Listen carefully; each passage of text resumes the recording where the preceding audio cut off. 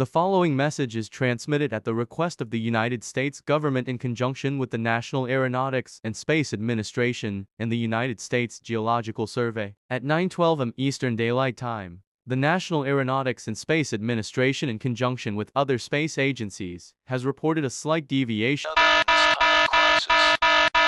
Earthquake, moderate shaking, expected in 20 seconds. Earthquake, moderate shaking, expected.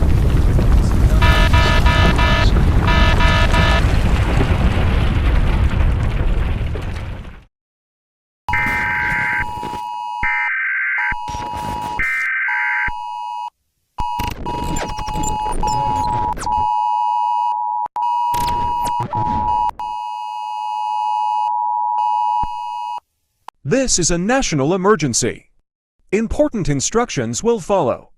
The United States government has issued a shelter-in-place warning for the entire country due to an ongoing national emergency. Please follow the instructions mentioned. Number 1. Prepare for the moon to collide with the Earth. Gather important supplies, including clothes, food, and medical supplies. Number 2. Do not panic. Panicking can only cause the situation to escalate further. Seek immediate shelter. I repeat, seek immediate shelter now.